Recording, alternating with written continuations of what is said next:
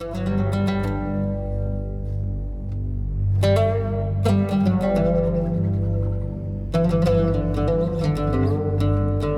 to Psalms Layer by Layer, a project of Scriptura.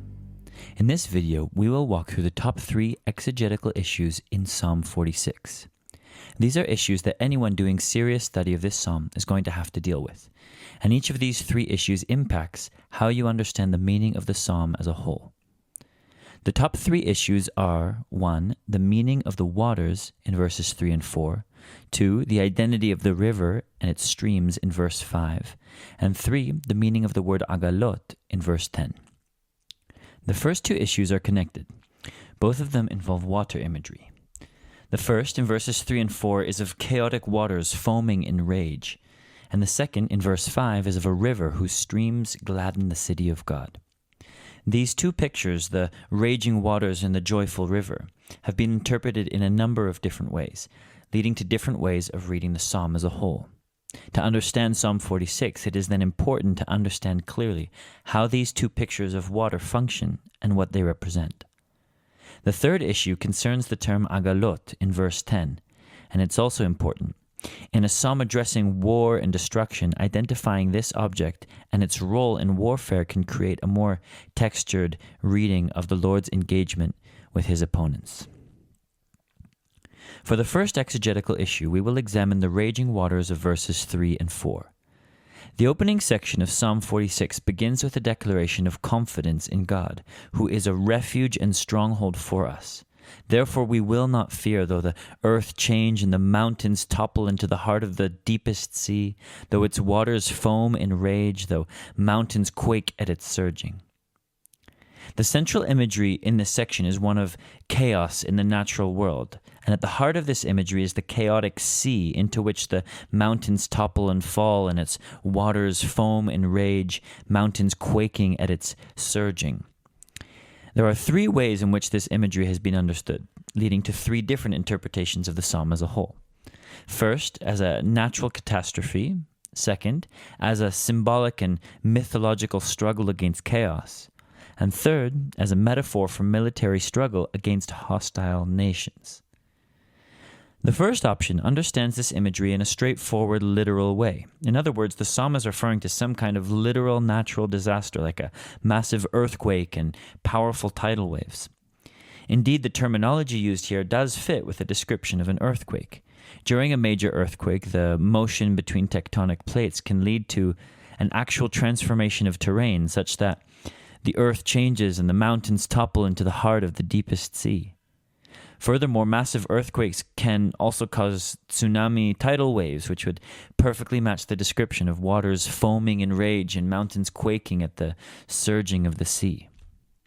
It is also interesting to note that there is evidence of a significant earthquake taking place around 760 BCE in the Levant that would have impacted Israel. Although this interpretation is possible, there are at least 2 good arguments against it. First, as was common in Hebrew poetry, Psalm 46 is full of poetic embellishments and symbolic language, not necessarily referring to concrete events in a real time and place. Just as the earth does not literally melt in verse 7, so also the mountains might not literally fall into the deepest sea in verse 3. But the second reason, perhaps more important, is that the psalm as a whole is clearly concerned with God's protection of Zion, of Jerusalem, and Israel against the threat of hostile nations. Meanwhile, there is nothing else in Psalm 46 that refers to natural disasters. So that brings us to the second possible interpretation of the waters in verses 3 and 4, which is as a symbolic and mythological struggle against chaos. In order to understand this interpretation, we must explore further the specific motif of chaos and the struggle against chaos. Throughout the ancient world, the idea of the struggle against chaos held great importance. Among scholars, this idea is known as the Chaoskampf motif, combining the German word for chaos with Kampf, meaning struggle or battle. This Chaoskampf motif, the struggle against chaos, was depicted throughout the ancient world in various ways, with chaos being represented often by the sea itself or by a monster associated with the sea, like a kind of sea dragon. In all cases, the divine character, God, at the time of creation, overcomes the chaos monster and establishes order and peace. Many nations had mythological stories like this describing this kind of divine victory over chaos. In the Hebrew Bible, this motif is found, for example, in Psalm 74, where the psalmist addresses God saying, "You divided the sea by your might. You broke the heads of the dragons of the waters. You crushed the heads of the Leviathan. You gave him as food for the creatures of the wilderness." And in the following section, verses 15 and 17, the psalmist links this chaos kampf, this struggle against chaos monsters, to God's work of creation, declaring, "You, God, cut openings for springs and torrents. You dried up ever-flowing streams. Yours is the day, yours also the night. You established the luminaries and the sun. You have fixed all the bounds of the earth. You have made summer and winter." So coming back now to Psalm 46, some scholars have argued that the imagery of raging waters in verses 3 and 4 is part of this chaos kampf tradition, depicting divine victory over a kind of chaos monster, represented by the sea here, which in this case threatens God's city and God's people. However, a more fruitful way of reading verses 3 and 4 is by understanding the raging waters as actually representing hostile nations and kingdoms. Instead of the mythological interpretation of the Chaos Kampf motif, this interpretation sees a historicization of the Chaos Kampf motif, grounded in concrete historical events in Israel's history. The whole second half of the psalm is concerned with God's victory over hostile nations. The one who terminates wars to the end of the earth, breaks the bow and snaps the spear. He burns transport wagons with fire. When nations raged and kingdoms fell down, then he thundered with his voice and the earth would melt. Interestingly, a number of elements in verse 7 clearly connect this picture of the hostile nations to the chaotic raging waters of verses 3 and 4. In verse 7, the Hebrew reads, "Hamu goyim," when nations raged, and "matu mamlechot," and kingdoms fell down. The two verbs here, hamu, raged, and matu, fell down, are the exact same words used to describe the natural chaos of verses 3 to 4. Bemot harim belev yamim, the mountains topple or fall down into the heart of the sea. And immediately after this, yehemu yehmaru memav, its waters foam in rage, using the same word for rage here. These repeated words create an explicit connection between the raging waters of verses 3 and 4 and the raging nations in the rest of the psalm. Therefore, the imagery of chaos and turbulence in the natural world is mapped onto the chaos and turbulence of the political and military world of ancient Israel. This metaphoric usage of chaotic water to represent hostile nations is also not surprising. This was a very common way of speaking throughout the Hebrew Bible. In Isaiah 17, for example, we read of the uproar of many peoples who roar like the roaring of the seas, using here the same root, hama, as in Psalm 46, and the rumbling of the nations who rush on like the rumbling of mighty waters. The nations rumble on like the rumbling of many waters. The roaring and rumbling of hostile peoples and nations here is then clearly compared to the natural chaos of raging waters. Examples of this connection between chaotic waters and the nations can also be seen in Psalm 124, Psalm 18, Psalm 144, and other places as well. All in all, and as noted before, Psalm 46's depiction of the Lord's victory over hostile nations, represented by chaotic waters, should be read as a continuation or a kind of reworking of this ancient tradition of the Chaos Kampf motif, the Chaos Kampf myth. And more specifically, it should be read as a kind of historicization of this myth, where it grounds it in a historical reality in Israel's history.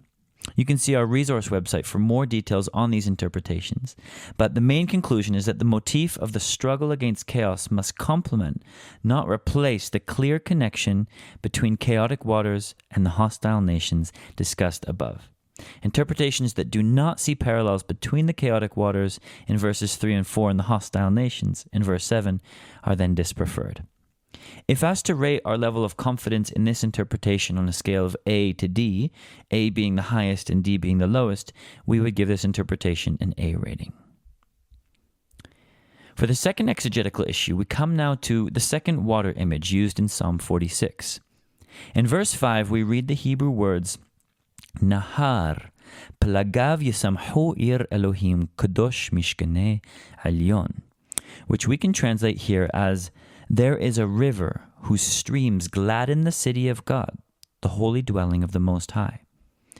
A lot of scholarly discussion of this image focuses on the what, asking what exactly does this imagery of river and streams represent? Is it the Gihon spring outside Jerusalem? Is it the Jordan River? The river and streams of the Garden of Eden in Genesis 2, the ritual bronze sea, the round basin in the court of the Jerusalem temple? These are all answers to the what question, and they're important. But it might be more helpful to start with the why question. After the metaphorical depiction of the nations as chaotic waters in verses 3 and 4, why then does the psalm continue suddenly with a depiction of a river and streams that gladden the city of God in verse 5? In order to answer this why question, some background information concerning royal propaganda in the ancient Near East will be helpful. When nations in the ancient world wanted to celebrate their king, creating royal propaganda to show how powerful, how great, how victorious their king was, they would often focus on the king's achievements in the realm of water supply. For example, in his 2010 book entitled I Undertook Great Works, the scholar Douglas Green explores the ideology of ancient accounts of kings' domestic achievements and brings the example of the Neo-Assyrian king Ashurnasirpal II and his canal of abundance. An ancient inscription reads that the canal grew strong as it flowed from upstream towards the gardens. Fragrance filled the walkways. Streams of water as numerous as the stars of heaven flowed in the garden of delights. The purpose of describing these water achievements comes back actually to the motif of chaos and order mentioned above. For a king to create an effective water supply for his cities and his people, he was bringing order out of chaos, defeating his enemies, dominating his territory, and using its resources to nurture and provide for his people. In the ancient world, kings were celebrated by describing their achievements in creating a water supply for their cities, bringing order out of chaos as they defeat their enemies and provide for their people. So this offers a clear answer to the why question of the water imagery here in verse 5 and 6. There is a river whose streams gladden the city of God, the holy dwelling of the Most High. God is in its midst. This is royal propaganda, very much at home in the ancient Near Eastern setting.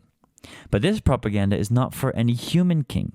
Israel's king is the Lord, the Most High, and it is him who brings order out of chaos, defeating enemies and providing not only protection, but abundant water supply for his people.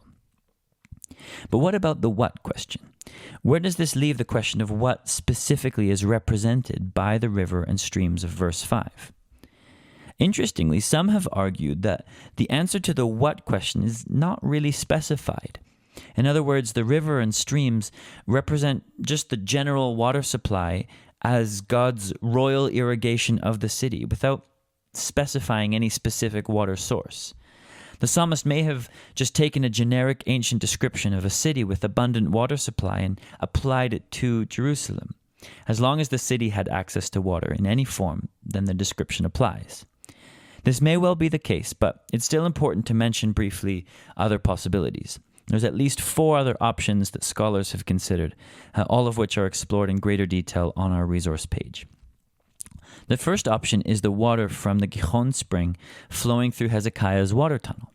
This Gihon spring is a natural spring on the edge of ancient Jerusalem and modern Jerusalem. And the water from this spring was then channeled underground through Hezekiah's tunnel to a small reservoir called the Pool of Siloam, providing then water for Jerusalem. This option fits well, actually, with the propaganda about God's abundant water supply for the city. This was one of the main water supplies for Jerusalem. However, it doesn't exactly match the description of an abundant river whose streams gladden the city. The Gihon spring is a natural spring, not a river with streams, and it flows intermittently and it barely fills the pool of Siloam at the bottom of the city. So that leads us to a second option, which scholars have argued, which is that the city in Psalm 46 is actually not named. And so perhaps it's not Jerusalem, but actually the ancient city of Dan. And the river is then the Jordan River, which flows towards Dan. See, the Jordan is a major river and it abundantly waters the whole area around the city of Dan at the foot of Mount Hermon. And so this then would fit the wording of a river whose streams gladden the city. But it goes against the natural reading of the city as Jerusalem, firmly within the Zion tradition present throughout the Hebrew Bible and especially the Psalms. So that brings us to the third option, which understands the river and its streams here as referring symbolically to the river of paradise flowing from the Garden of Eden in Genesis 2. It was common in the Hebrew Bible and the ancient Near East to associate the divine presence with water imagery. Psalm 36, for example, speaks of God as the fountain of life who gives drink to his people from the river of his delights. Similarly, in ancient Near Eastern temples, gods were often depicted with water and river symbols. Divine presence is certainly central to Psalm 46, which celebrates that the Lord of hosts is with us, a fortress and help in great trouble. It's only natural that this celebration of God being present with his people in the city would include kind of paradise water imagery. This argument is strengthened also by the two Hebrew words here, nahar and pelagav, which speak of a river, a nahar, and its streams separating into its pelagav, its streams. This would then match the description of the river in Genesis 2, which flowed out of the garden and then split into four sub-rivers, to four streams, although there a different word is used instead of the word for streams that you have here. Finally, then, we have a fourth option, which is to associate the river and streams with the large round basin of water in the temple, between the altar and the porch, known as the Bronze Sea. And this is a very minority position, but if you're interested, you can see further details on our resource page. So this leaves us with 5 options. Out of these options, the third and fifth options, the ones referring to the Jordan River and the Bronze Sea, are not very plausible. The second and fourth options are more interesting, the Gihon Spring and the Edenic River from Genesis 2. The Gihon Spring in Hezekiah's tunnel may have been in mind, perhaps as part of the depiction of Jerusalem's water supply. Meanwhile, the depiction of a river splitting into streams may well have resonance with the river of the Garden of Eden splitting into 4 streams, and could add an element of Eden and paradise imagery to the city of God picture that we have in Psalm 46. However, the simplest answer is the first option, where the river and streams represent the general water supply as God's irrigation of the city without necessarily specifying any one real historical specific water source. The main thrust of this imagery seems to be more ideological, less specific, and about the why and less about the what, using this common ancient Near Eastern motif of water supply as royal propaganda to show God's victory over chaos in his nurture, provision, and protection of his people. We would give this interpretation a B rating. The last issue in Psalm 46 comes in verse 10, where we read of several items that the Lord will destroy when he brings an end to wars on earth. God will break the kishit, the bow, snap the hanit, the spear, and burn the agalot with fire. This last item, agalot, has been interpreted in at least 3 different ways: chariots, shields, and wagons. For the option of chariots, take for example the ESV, which gives the translation, he burns the chariots with fire. The word agalah, which appears 25 times in the Hebrew Bible, almost always refers to a kind of wagon or a cart. Nowhere else does it have an explicit meaning of chariot. But this interpretation sees chariot as a plausible variation on the idea of a cart or a wagon. The first reason for this is the military context. Coming right after the list of bows and spears, it would make sense also to read the third item as an implement of war, rather than a harmless cart or a wagon. A chariot seems to fit much better. The second reason for this interpretation is that the reading of Agalot as chariots does have some ancient textual support, with both the Peshitta and Jerome translating Agalot here as chariots. Furthermore, in Psalm 46, Agalot are said to be destroyed by fire. Notably, the same method of destruction is deployed, for example, in Joshua 11, where the Israelites face a collision of Canaanite kings with massive armies and ammunitions, and are instructed to confront them by hamstringing their horses and burning their chariots with fire. Similar accounts of the destruction of weapons, including the destruction of chariots, are found in other biblical passages.